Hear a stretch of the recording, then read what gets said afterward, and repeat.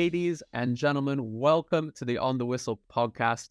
We're back again just a few nights after we recorded our podcast talking about the crazy end to the PSL season and the crazy CAF Champions League semi-finals. But as I promised, we are not done with South Africa yet, because there was one more game in South African top flight football. That is the Nedbank Cup final between Orlando Pirates and Sekhukhune United. And we've got a very, very special guest on tonight. I'm not talking about Courtney Freese, who's my co-host tonight, but I'm instead talking about the head coach of Sekhukhune United, Brandon Truter. Brandon, welcome along to the podcast. How are you doing today?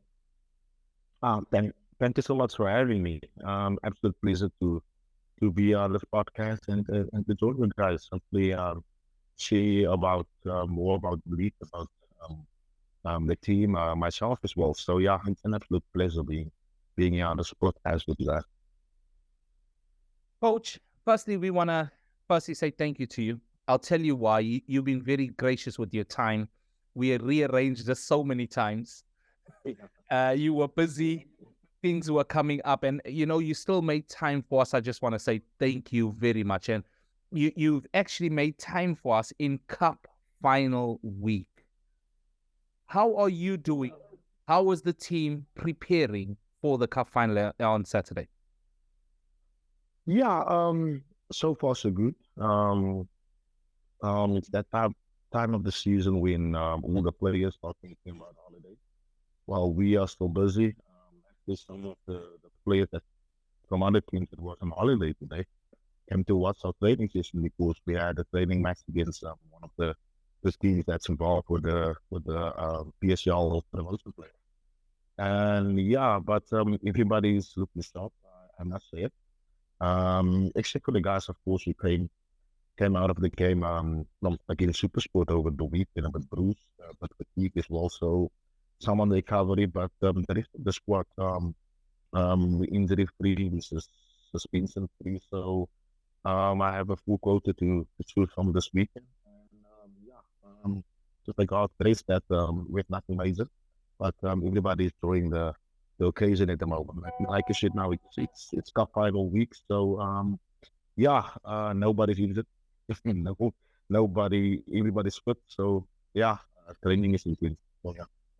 So, Coach, just for the supporters now, and our listeners out there listening to this, in Cup final week, the first thing you've mentioned, which is a huge bonus, I'm sure, for yourself, nobody's in.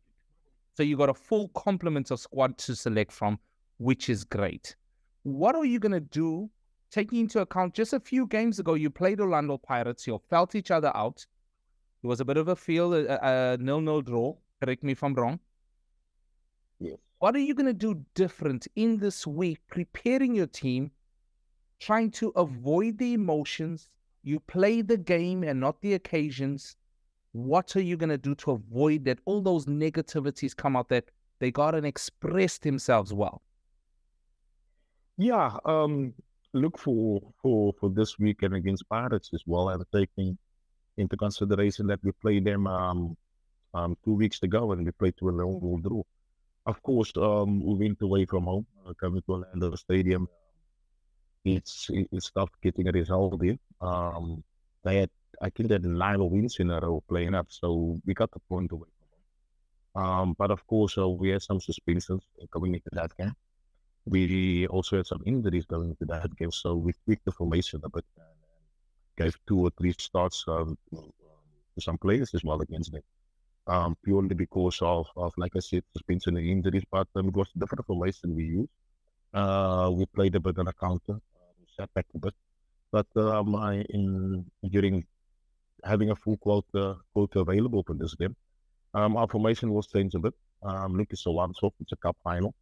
We would want to be on the flank and make it as difficult as possible. In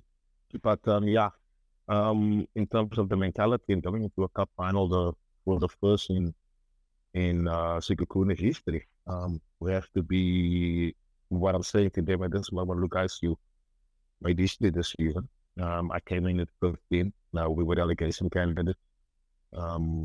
We finished in the top 8, so we're playing in the end 8 next season, coming back. For from the 22 games that I was there, and all these 18 clean sheets. And then on top of it, you qualified for the Confederation Cup, and you're playing a major cup final this week. So enjoyed it.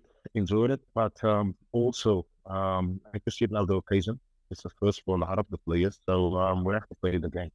We have to play the match and play Spiders as another league match. And I think we will, considering how the guys look on training, we will definitely need to compete. And as underdogs for this game, we might just sneak the cup. Coach, I've just jumped in with another question because you mentioned something a bit earlier about your preparations. And I'm so sorry, Alasdair. The venue is Loftus Versfeld. So for those people that don't know South Africa very well, Loftus Versfeld is in Pretoria, high altitude. So anybody that lives in South Africa will know the altitude in Pretoria is totally different. What is your preparations around trying to avoid that, acclimatize your players, have them ready to be at their physical best? Because we were watching Wydad versus Sundowns on the weekend, and Wydad were a week before looked so lackluster. This week just passed, they looked outstanding at Loftus. So what is your preparation around the altitude and acclimatizing your players for playing in Pretoria? I wouldn't say we're lucky in a sense, but first and foremost, yes, our training base season's over. We play our home matches in Polokwane. I think it's a bit higher at the altitude than Pretoria. And every home game is a 4-hour trip. So we used to the altitude. We used to traveling. Pretoria is 50 minutes from our home ground, from our training base. So it's not that much of a difference, but I'm thankful for my technical team in terms of the bio, the physio, and also our positioning trainers, the sports scientists as well. There's so much sports science in the game today that all the data we collected from the players as well. Yes, I mentioned earlier about the fatigue rating. We have to be mindful that we have to be fresh as well.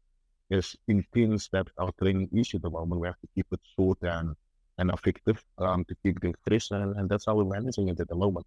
I don't think altitude will be a problem for either team as well. I think Pirates has a very dynamic squad, good players and everything. I don't think it will play a part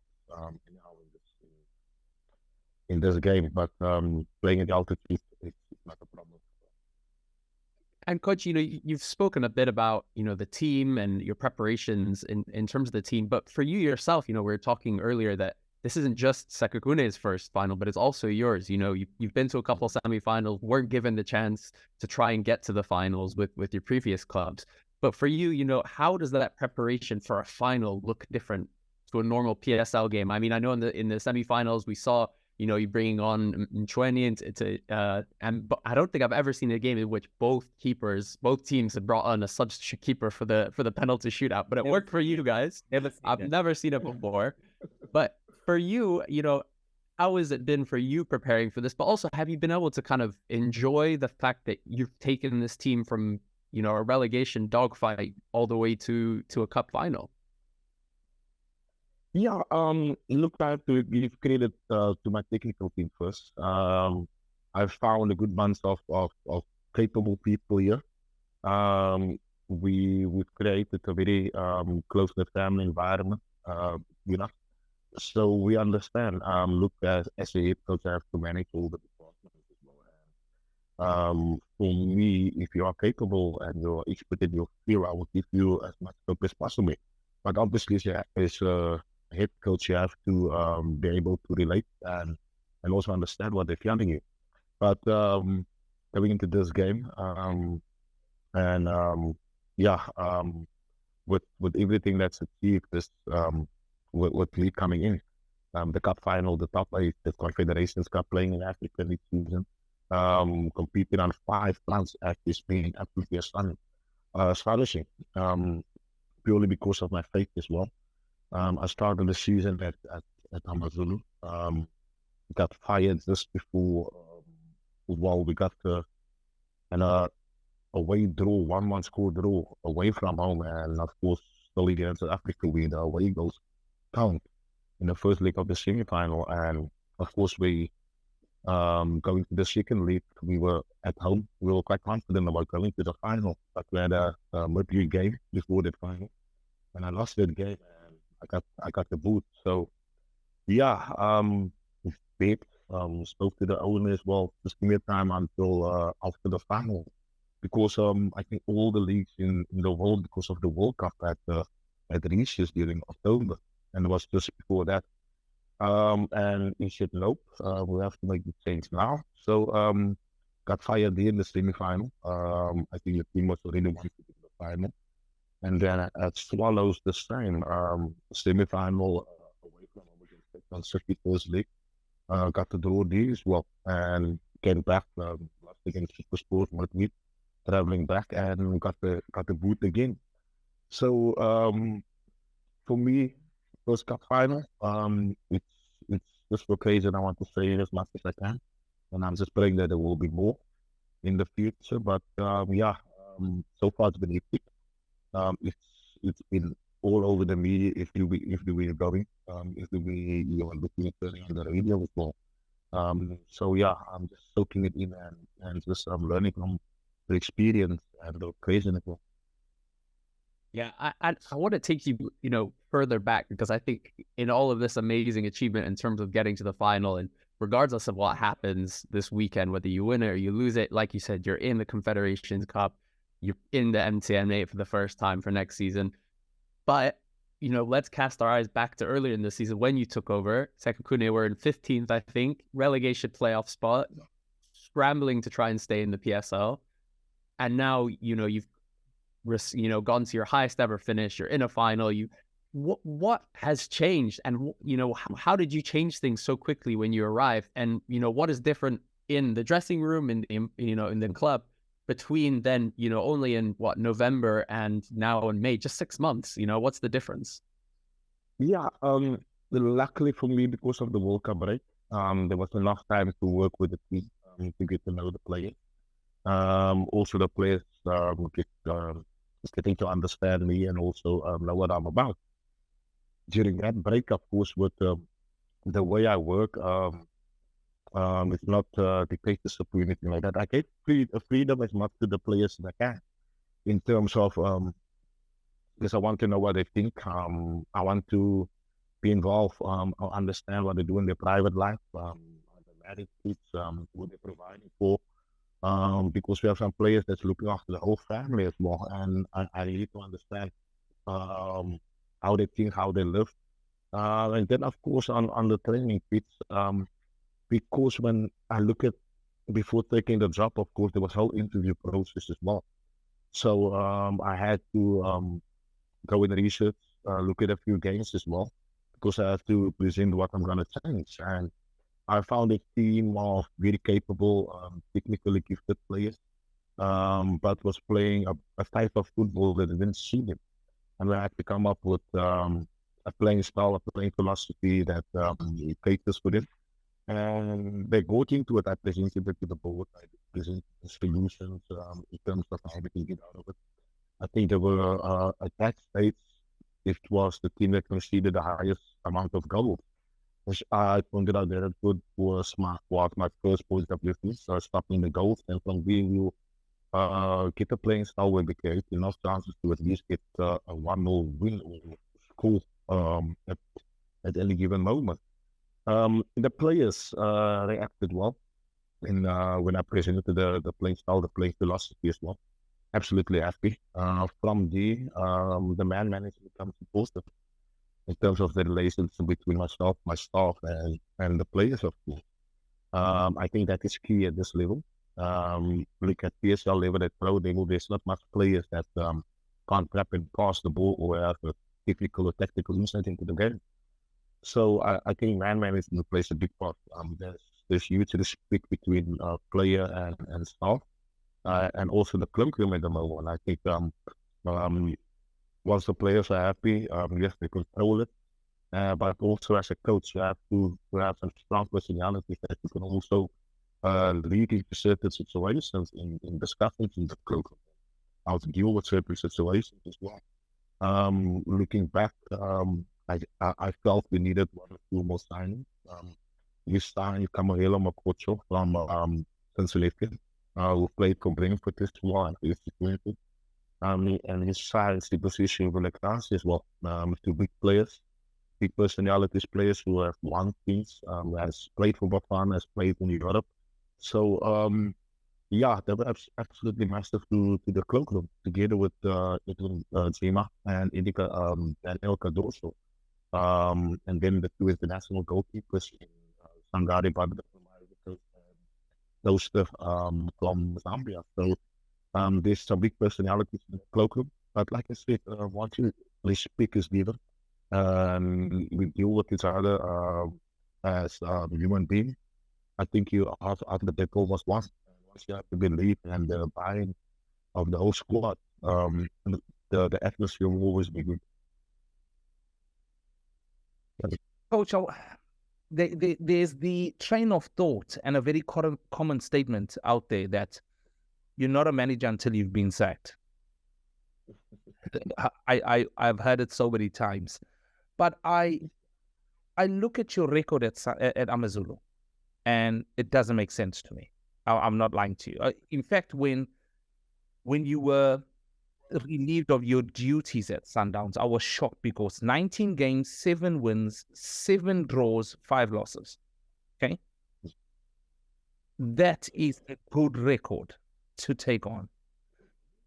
Looking at where AmaZulu is currently, what do you feel was the reason that the management made the change of such progressive management from yourself, taking into account where they currently are now?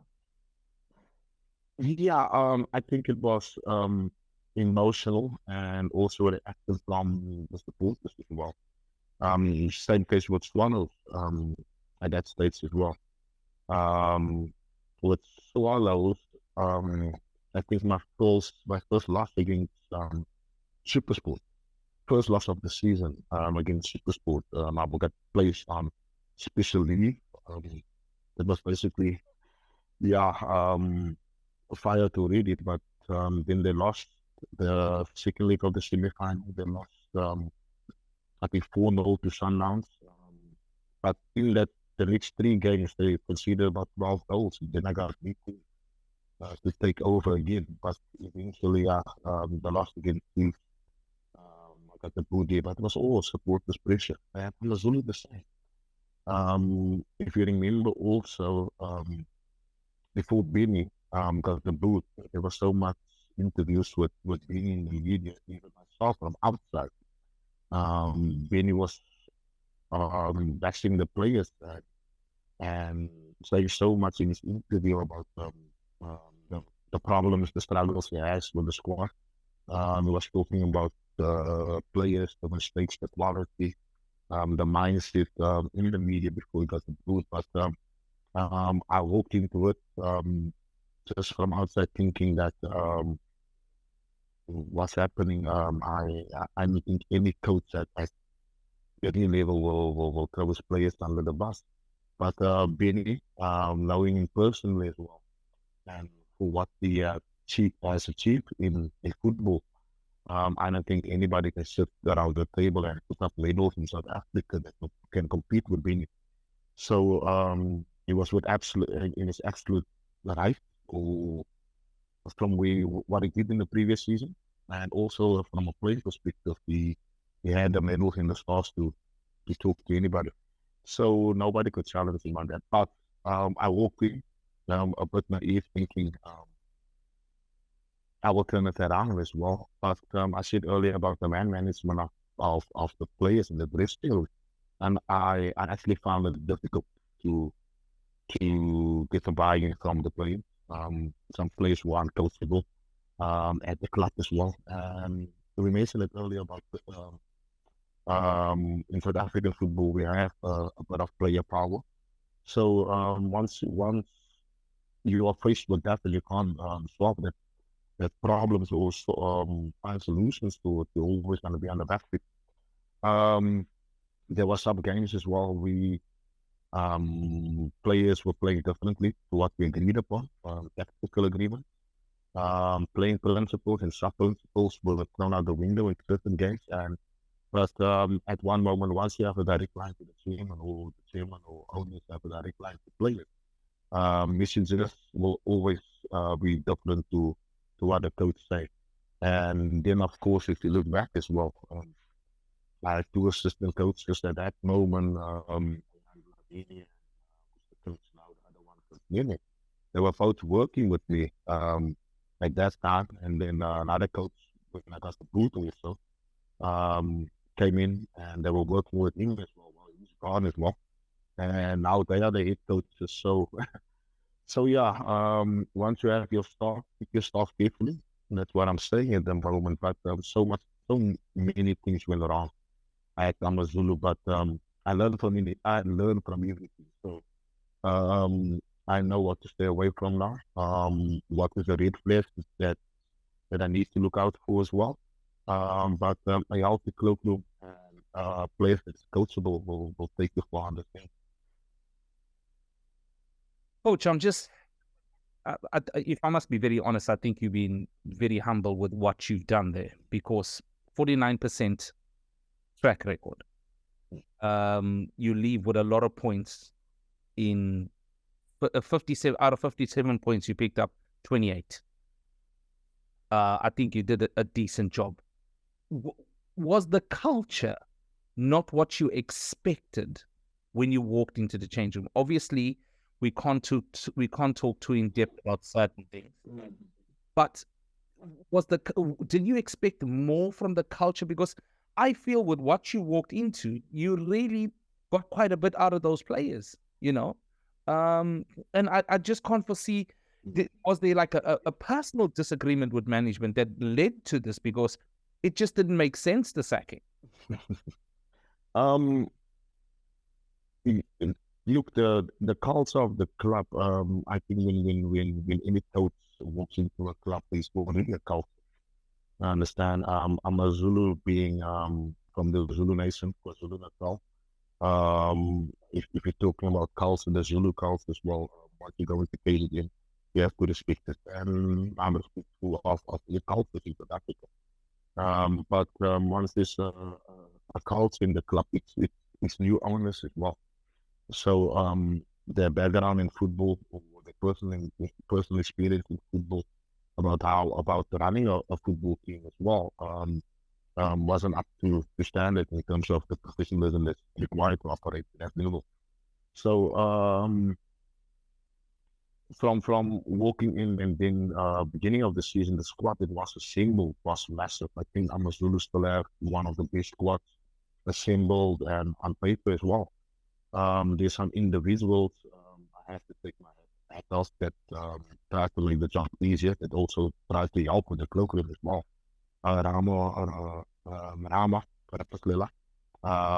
Keegan Buchanan, Raleigh Bowyer, to name a few guys that try to cast Makaula as well, that the Soul to Pirates, that's playing in Pirates as well. Those are the guys that I could lean on, those are the guys that kept me motivated, because to be honest, I would have walked away early. But of course, being in football, only so many jobs available at the PSL level. You try to bite it out. You try to stay in the job as long as possible. So, but yeah, the culture that was there, previously, we had so many players that came in. Big players, George Maloleka, Augustine Frame, Kabakini, it's all egos as well. It's personalities in football. It's guys who have achieved as well. And once you walk into a culture that you don't agree with, or let's call it toxic at that moment, you want to change things as well. And old guard versus new guard, you're always gonna have some friction between the players, and that's what drained me at the moment. At that moment, because of managing a football team, football should be first, and then managing egos, it became a bit too much in terms of buying faith, in terms of kissing backsides, really, wanting them to perform because after all, the coach as well, he's the face of the team. Your image also is things that we're not doing well or get relegated or something there, but a very, very good squad. But yeah, some very, very toxic players with some big egos as well. It wasn't good for the club. I mean, we often talk about how being a manager in football is the loneliest job in the sport, but I can't lie. It sounds like being the head coach in the PSL is the most unforgivable job as well in terms of the pressure, the things you have to manage. I mean, we've had lots of coaches from the PSL come on, and in fact, we had Dylan Kerr a couple of weeks ago come on, who has been in charge of Marumo Gallants. I think we've had him 3 or 4 times on, and he's been with a different club every single time we've interviewed him. And even Gavin Hunt was saying a couple of days ago, talking about how the league needs a bit of almost like a reset, a reboot. Things move too fast. And it's interesting that you're talking about your success with Sekhukhune has come off the back of having time because of the World Cup. Do you feel like in the PSL more, even than most other football nations, where there's so much pressure on the managers, there's no time to get, your 3-year plan off the ground because, if you lose one big game, against Sundowns, against Supersport, against whoever, suddenly you're out of a job. Do you feel like that pace is too much, or do you think that actually it works? Yeah, no. I don't think it's at this moment. Coaches in the PSL, it gets trainers get it root so quickly, and like I said, now one bad result, 2 bad results will be out of a job. Having said that as well, me myself, as well as I've done this season as well, I only have a 12-month contract, only a year contract left. So what is it for both? You have to hit the ground running. It's sink or swim or sink at that moment, but it's not good for the development of the game, especially in South Africa. We don't have time to build a dynasty like Sundowns. I think that squad, the staff, the coaches that's there as well, at time. I remember in his first season as well, they wanted to burn down the one stadium when he lost against AmaZulu. I still remember that game as well. The fans wanted him out, but the owners, Mr. Mutsepe, at that time stuck with him. And I think 2 years later, you won a cup, you won the league, and on top of that, continuity and the consistency between of the coaches there and the players, the coach having the power to sign players and develop the team that can sustain success, and that's what you get. But if you look around, there's not many clubs that they consistently. Just by one word was Eric Tinkler. Tinkler have a 5-year contract. Clive Barker is soon it now. 3-4 years now with Stellenbosch, and you could see the youngsters that's coming through. I think when you won against them in the semi-finals, they were the most on team at the moment, beating the likes of Sundowns and with such a huge full team. But that all gets bold. That's a process. That's the process. Everybody understands development. Everybody understands the consistency and continuity with the coaches as well. But once you stop and saying there's a lack of identity, there's a lack of a culture, there's a lack of playing style, philosophy as well. So yeah, you're just going season by season as well. At this moment, coming back to Sekhukhune after this weekend, preparing for pre-season with a 1-year contract left. I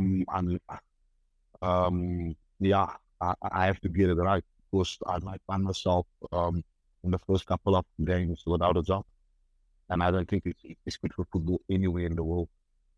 Coach, yeah, that is walking on a knife edge, if I could use that term.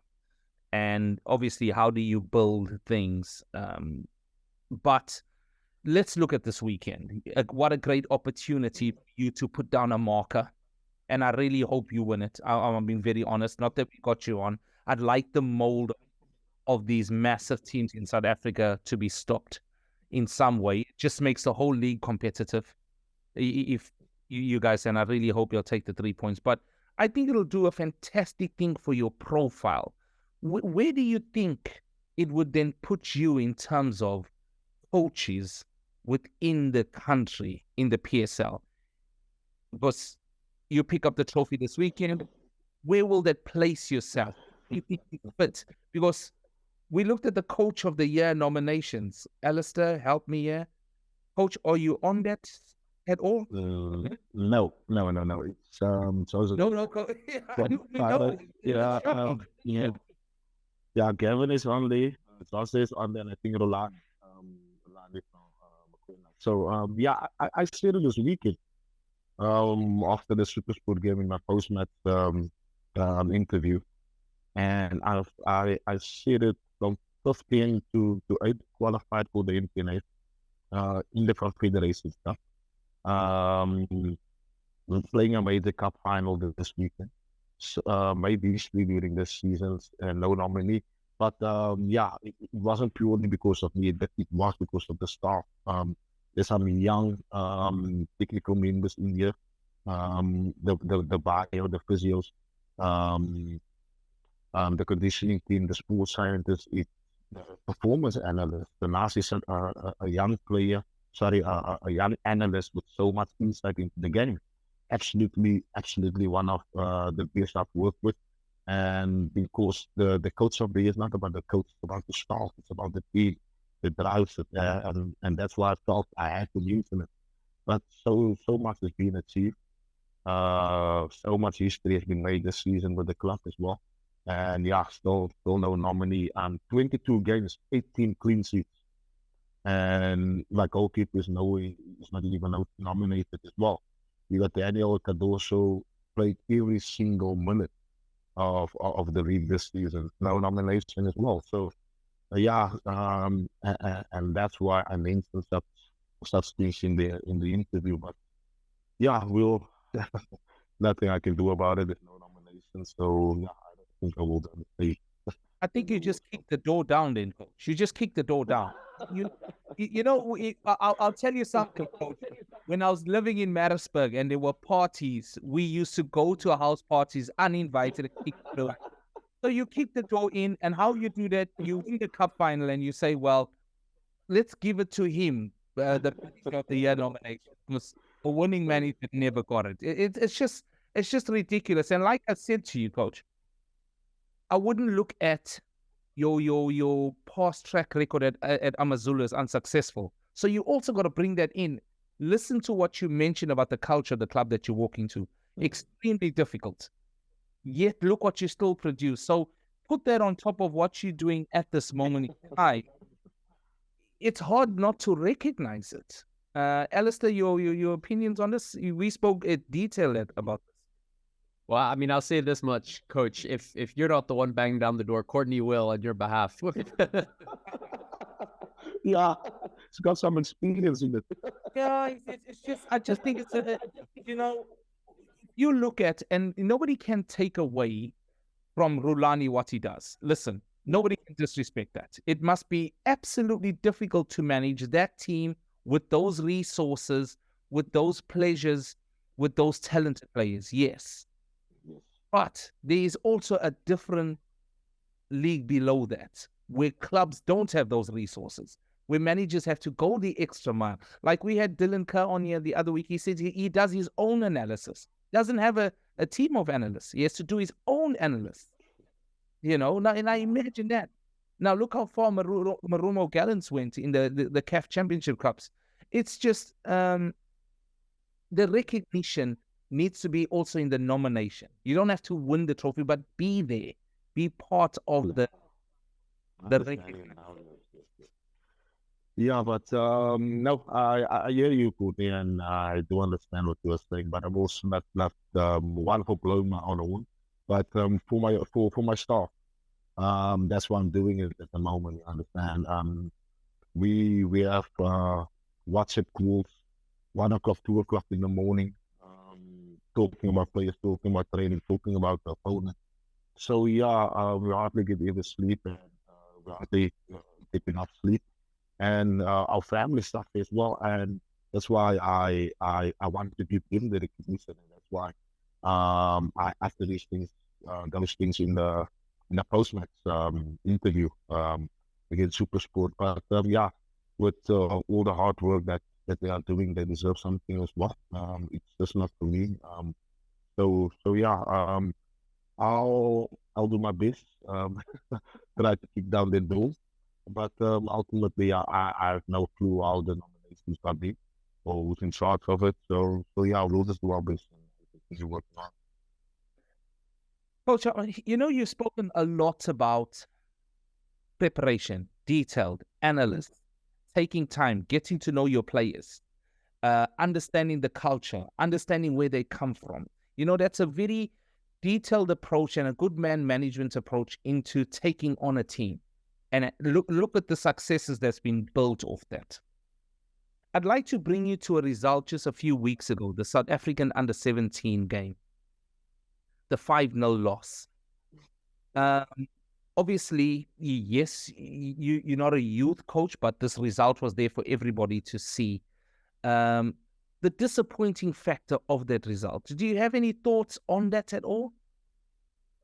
Yeah, no, I watched the game, and this is purely from my opinion, from what side, as well.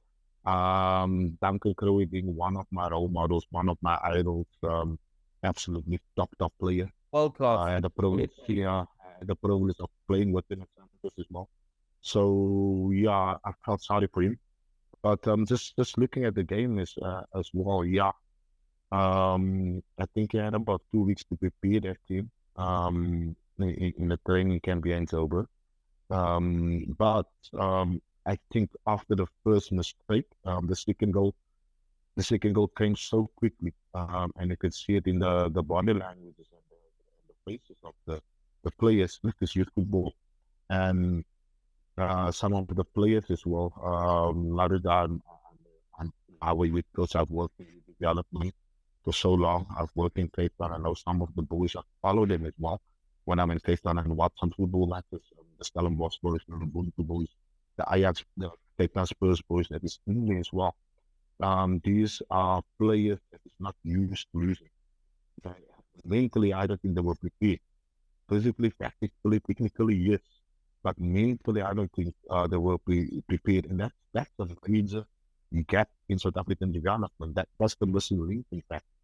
Once that first goal win, the second one came quickly, and they were gone. Mentally, they were out of it. The switch off, the body language, the faces, the belief. Just one or two players, Mabena, the boy from Europe as well. I think he plays in England. Tried to keep the team going. But other than that, you see the senior football as well. The 22, 23, 24-year-old, the 25-year-old in Europe is tough players, world class. In South Africa, they're considered youngsters. In that age bracket, they make every mistake possible in terms of lifestyle, in terms of finance, in terms of what they do on media, social media, what they after out there, every mistake possible. Now, once they come out of that, the once they realize I won't have a job if I continue or I don't have any money now, that's around the ages of 27, 28, 29, 30. And now you're considered old. Once you go over 30, the clubs don't want to sign you. You're too old in. But now you find in my team, for instance, you have Eddie Gima, Daniel Cardoso, Villagazo, Camahilo, quite a few older guys in my spine. But that's the more mature players. That's the players that I don't have to worry about recovery. I don't have to worry about are they sleeping, are they out clubbing, are they drinking. So the older, more mature players that make all that mistakes, and I don't have to worry about them. But the younger boys, that's the boys that have to worry. And development in football, in South Africa's football, don't think the conditioning. It's just about the football. But it's like outside football that needs to be managed. That is the performance, principles of performance. And that's a huge gap. And that's what I see with the under-17 national team as well. What I picked up from outside just from watching the game. mean, it's interesting you say that, Coach, because even, in the UK and in English players, just 10, 15 years ago, they would have said the exact same thing about players who are, 20, 19, 21, they're out, the paparazzi would take pictures of them outside clubbing, stuff like that. And you've seen that shift of them becoming more professional. And I think we see it again, same with Senegal. I mean, hats off to the Senegalese Federation for the way they've managed all of their age levels, and you're seeing all the rewards coming now. AFCON, CHAN, U20, U17, you name it, they won it. And we've spoken with various different kind of people who work at academies across countries like Senegal, where at an academy like Generation Foot, the players are having that kind of mentality as part of their education and that learning, and that's why you see players like Sadio Mane manage so well once they move into Europe. How do you think the structures both in SAFA but also at club level in South Africa can do better to help these players? Because as you say, it then bleeds into the top teams. We're talking about AmaZulu and having problems there with players, even into the national team. Obviously, Bafana have gotten to the AFCON, but it's not been a kind of a fruitful last kind of decade of football. Where are these kind of young players being let down, and how can coaches like yourself, but even clubs, administration, academies, how can they help more to kind of fill that gap, to help them kind of learn to manage themselves? Yeah, I first and foremost, from the outside of what you read in the media as well, South was not painting a really good picture of themselves. The politics that's happening within the organization, the infighting as well. So you get this sense of it's not football first at times.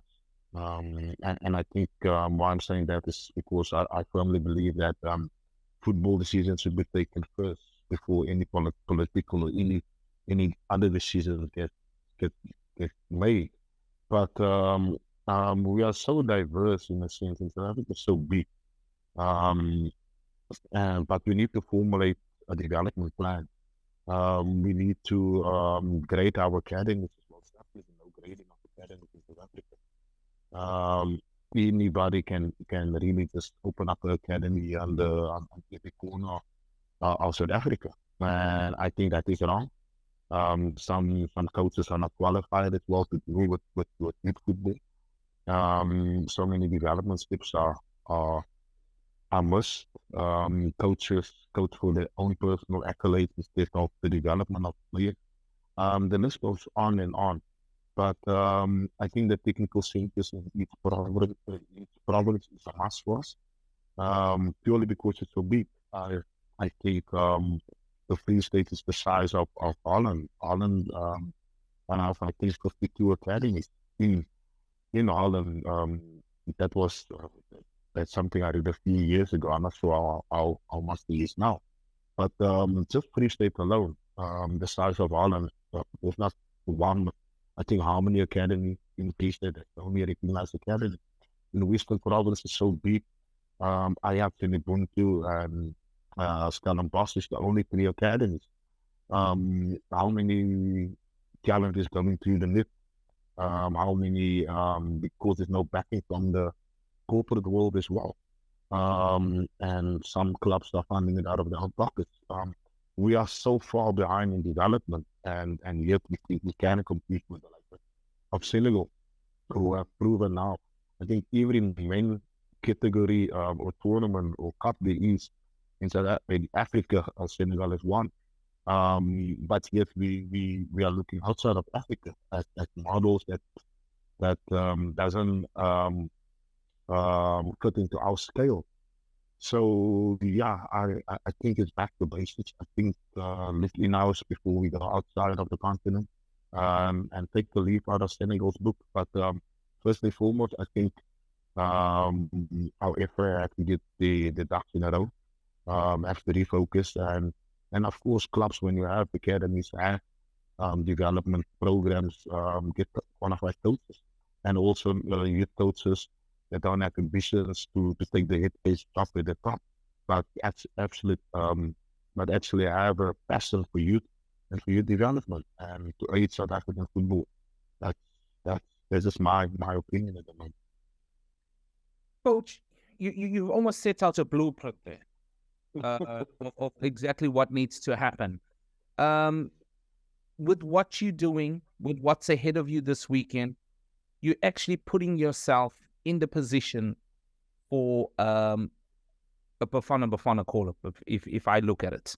Yes, you got no. I'll tell you why. I'll tell you why. And I'm very critical of Bafana, and this is why I brought up the question of under 17s. Obviously, I know it's not down to Duncan, but the preparation with the national team is always the problem. So the what has happened with the under 17, the 2-week planning, which if we had to bring Duncan on now, he'll tell you that's not enough. No, That immediately he wouldn't. That's going to happen with the national team when they go to the AFCON. You can, it's going to happen. And Alasdair will tell you, I'm very good with predictions here, coach. I told Alasdair that Sam Allardyce is going to get a job in the Premier League ahead of any young manager. What happened, Alasdair?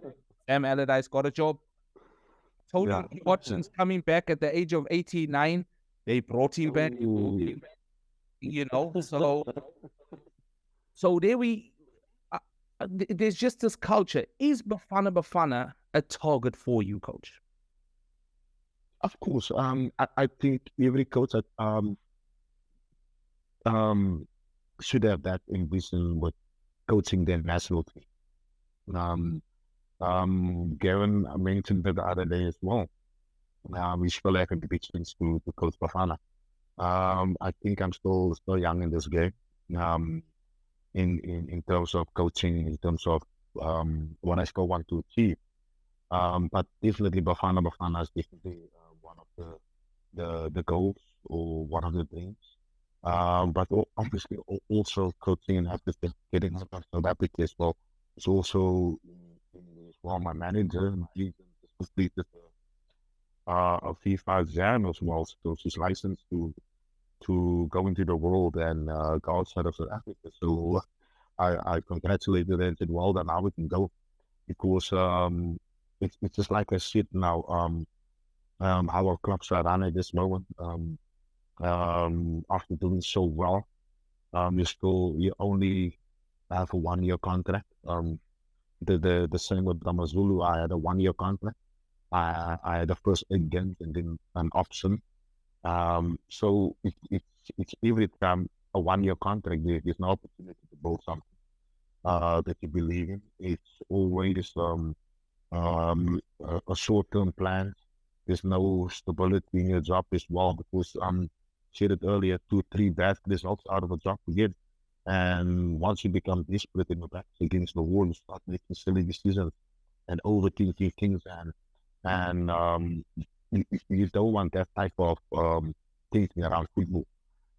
It should be analytic, it should be analyzed, it should be, okay, we know what we have this week and so forth and so forth. You should be able to plan in the next 5 games, but in South Africa, we just can't.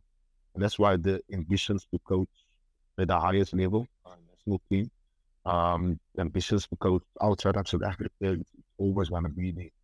But yeah. Well, coach, I was going to finish off by asking you for plans about next season in the Confederations Cup, but it doesn't seem like there's even a point. One step at a time, huh? Coach, thank you so much. Thank you. Absolute pleasure. Yeah, but we have discussed it. Alasdair, they did ask my opinions about them to Confederations Cup. We saw what happened with Marumo being relegated as well, so you have to balance the act as well. Luckily, there's an AFCON, the center of the season again, so our pre-season planning could be to get until that time. The Eastern qualifiers in between as well. So once we get the loading, once we get the pre-season right, we can push on until the AFCON and then reshift again, because there's a transfer window as well. But I looking at the data from the previous pre-season, that 53 contracted players at pre-season, and I said that can't happen. So otherwise you're gonna shift me up again. The focus should be on the court and getting the league started. So yeah, sorry, we were about to wrap off, but yeah. 53 players. That's unbelievable. Oh, 43 players. Yeah, I said no chance it's gonna happen with me still around. So yeah. Coach, I'm just gonna ask you, if you win the tournament, can we have it here that you come on with the trophy for an analysis of the game, please? You know, I might be coming to Europe. I might be coming to the UK. One of my friends who's interested in also a life coach, paradigm shift, Ricardo Erasmus, working with the Wales rugby team, and so is in the. I'm inviting him over for pre-season, and he's invited me that side. So let's see if I come that side, and hopefully meet up with you guys as well. Looking forward to you bringing the Nedbank Cup with you as well, Coach. Coach, thank you so much. We appreciate, and this week you coming to talk to us. If, for you listeners, for those of you watching, we have such a catalog of some of the top coaches in the PSL and those like Pizza who've moved on from the PSL. If you're interested from hearing their perspectives, like Brandon on Bafana, on the PSL, on the teams that are playing, go back into our archive, have a listen. You can find us at OTW_podcast or On the Whistle podcast. Coach, thank you so much. Good luck. You have the support of pretty much everyone in South Africa, bar Orlando Pirates. So we're looking forward to watching the game. Thanks so much, Coach.